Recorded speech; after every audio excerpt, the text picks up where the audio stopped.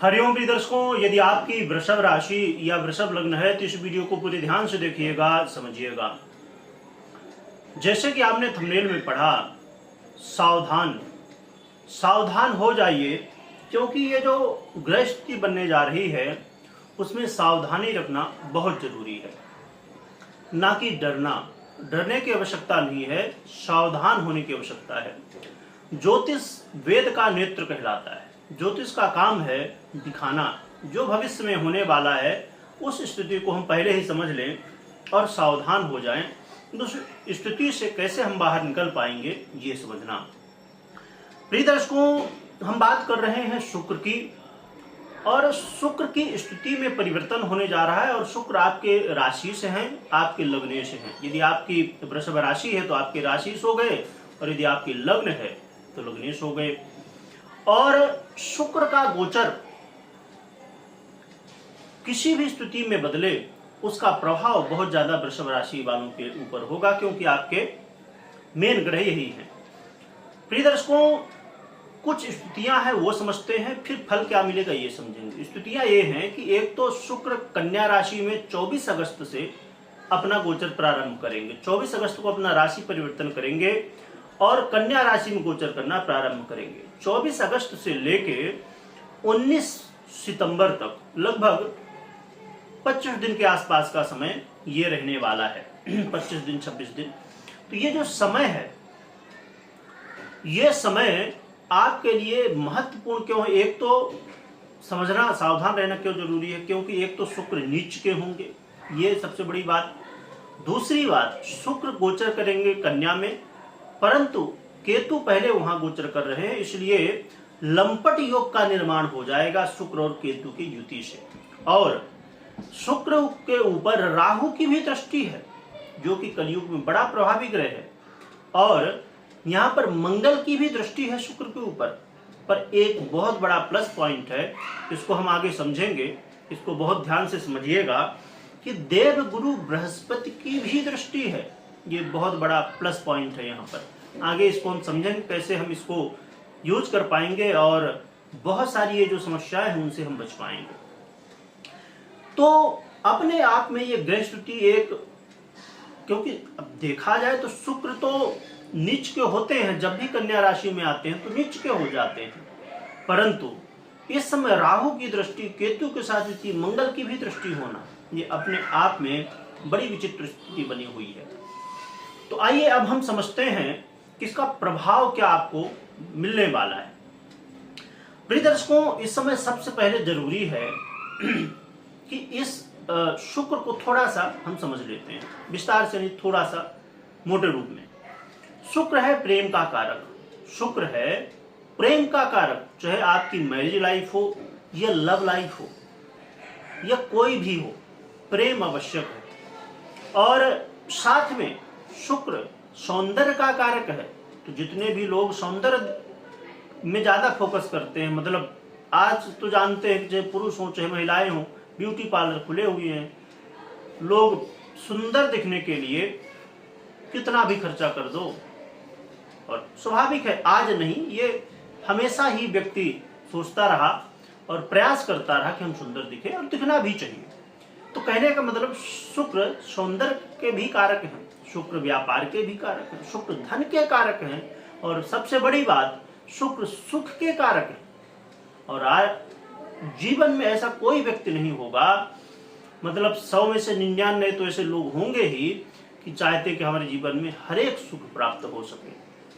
और 100 भी हम ले सकते हैं। क्यों? क्योंकि चाहे कोई त्याग की बात करे, चाहे कोई भगवत प्राप्ति की भी बात करे, तो वो एक तरह का सुख ही है, भगवत प्राप्ति करना। इसलिए मैं निर्णय लिया कि चलो कोई एक व्यक्ति हो जो भगवत प्राप्ति भी करे, तो उनको हम छोड़ देते हैं। क्योंकि शुक्र, और खासकर कलयुग जैसे समय पर शुक्र जैसे ग्रह का बड़ा प्रभाव, हर एक व्यक्ति एक दूसरे से आकर्षित हो रहा है। ये क्या है? आकर्षण शुक्र है। अब आइए समझते हैं कि क्या स्थिति बनेगी। तो जैसे हमने चर्चा की कि प्रेम यानी कि शुक्र, तो जो लव पार्टनर है उनके लिए बहुत ज्यादा जरूरी है सावधान होना। लव पार्टनर के लिए इस समय चाहे एन केन प्रकारेण कोई भी रास्ता बनेगा और वाद विवाद अनमन कलह अलगाव की स्थिति बनने वाली है। तो सबसे पहले जरूरी है कि जो लव पार्टनर हैं वो सावधान हो जाएं। इसके बाद इससे भी बड़ा महत्वपूर्ण, क्योंकि चलो ठीक है भाई अलग हो जाएंगे वो चल जाएगा, पर दूसरा जो महत्वपूर्ण है उसको तो हर व्यक्ति चाहता है। लव पार्टनर अलग भी हो जाएंगे या कोई भी बात हो तो सबको छोड़ के एक चीज सबसे बड़ी महत्वपूर्ण है, वो है धन, पैसा। तो इस समय धन की स्थिति में कमी आने वाली है, यानी कि धन बेवजह कहीं ना कहीं व्यर्थ में जाएगा। धन आगमन के जो रास्ते हैं वो कहीं ना कहीं बंद होंगे। इसलिए धन की स्थिति को समझना इस समय बहुत जरूरी है और संभालना बहुत जरूरी होगा। और मानसिक स्थिति इस समय आपकी थोड़ी गड़बड़ होने वाली है, मानसिक तनाव बढ़ने वाला है, साथ में विचारों में विकार होगा। और इस समय ब्रह्मचर्य का पालन करना और इस बात को हमेशा ध्यान रखना कि पराई स्त्री विष के समान होती है। हमारे शास्त्रों में कहा है कि पराई स्त्री विष के समान होती है।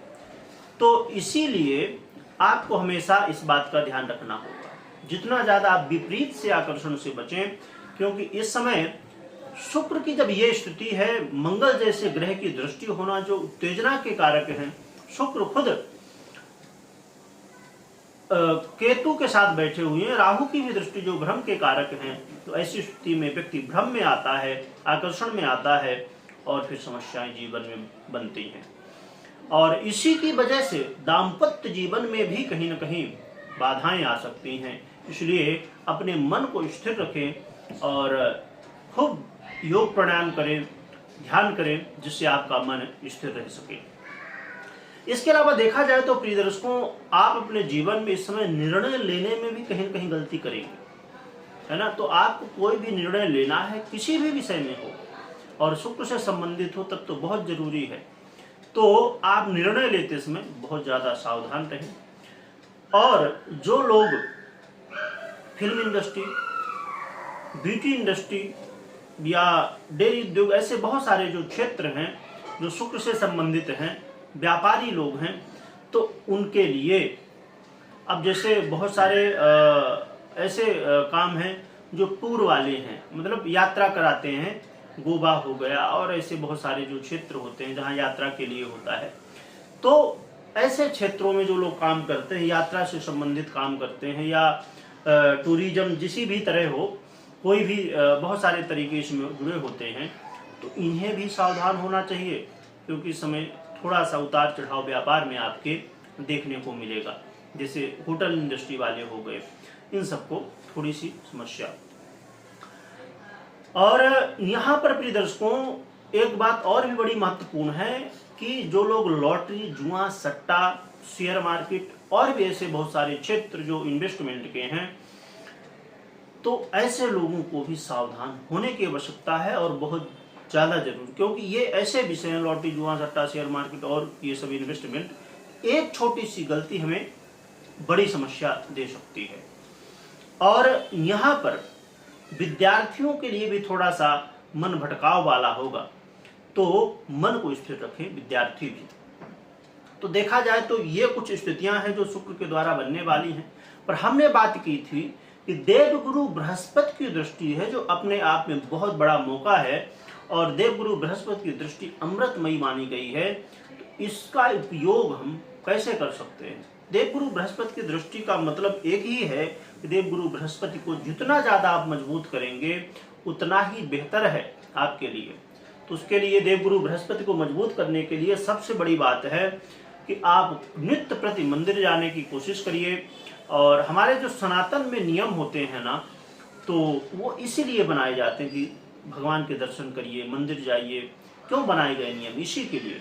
देवगुरु बृहस्पति जैसा ग्रह जब किसी का मजबूत हो जाए तो अपने आप कई सारी समस्याएं, कई सारे ग्रह अनुकूल हो जाते हैं। यानी कि जो प्रभाव मिलना है, देवगुरु बृहस्पति मजबूत होने की वजह से प्रभाव, अच्छे प्रभाव मिलते हैं, बुरे प्रभावों से हम बच सकते हैं।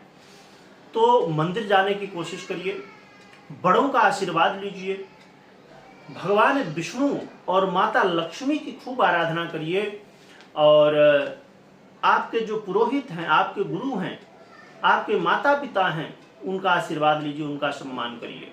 और ये बात प्रिय दर्शकों हमेशा, आज नहीं कि शुक्र के उपाय या कोई भी ग्रह के हम उपाय की बात करें, जो बातें अभी मैंने बताई, जो उपाय अभी मैंने बताया, ये उपाय हमेशा हितकर होते हैं। जितना बड़ों का आशीर्वाद लेंगे, माता पिता का आशीर्वाद लेंगे, उतना ही जीवन में आगे बढ़ेंगे। जीवन की जो भी समस्या हो, मैं कहता हूँ 9 के 9 ग्रह आपके खराब क्यों ना हो, आप सत्कर्म करना शुरू करिए, बड़ों का आशीर्वाद लीजिए, माता पिता का आशीर्वाद लीजिए, गुरुजनों का आशीर्वाद लीजिए, भगवान की सेवा करिए, आराधना करिए, 9 के 9 ग्रह अनुकूल हो जाते हैं। हाँ, कर्मों का फल तो भोगना ही है, पर अब कहेंगे जब कर्मों का ही फल भोगना है, तकलीफें होनी ही है, फिर ये क्यों करना है? इसलिए कि बारिश हो रही तो हम बारिश को रोक नहीं सकते, पर छाता तो लगा सकते हैं। तो ये छाता ही है जो कि आपको बचा सकेगा बारिश से। बारिश रोकने की क्षमता हमारी तो नहीं है, क्योंकि हमने कर्म किया तो भोगना ही है। तो छाता लगा लीजिए, है ना। तो ये आप उपाय कर सकते हैं। और एक चीज और भी महत्वपूर्ण, मैं जो हमेशा कहता हूँ कि कुंडली तो चेक करना ही है, इसमें बुध की स्थिति को चेक करना बहुत जरूरी होगा, क्योंकि ये जो गोचर काल है, जैसे कन्या में, तो कन्या में गोचर काल यानी कि बुध की राशि पर, तो बुध की स्थिति, शुक्र को तो आप देखेंगे, केतु को, अन्य ग्रहों को देखेंगे, पर बुध को अवश्य देखिएगा, जिससे काफी ज्यादा यहाँ पर प्रभाव में बदलाव होगा। और कोई भी निर्णय ले रहे हैं महत्वपूर्ण, तो ये मात्र गोचर के आधार पर नहीं, पर्सनल जन्म कुंडली भी चेक करिए, तब निर्णय लीजिए। कमेंट में जय लक्ष्मी नारायण भगवान लिखिएगा, लिखने के साथ खूब स्मरण करिएगा। वीडियो देखने के लिए बहुत बहुत धन्यवाद।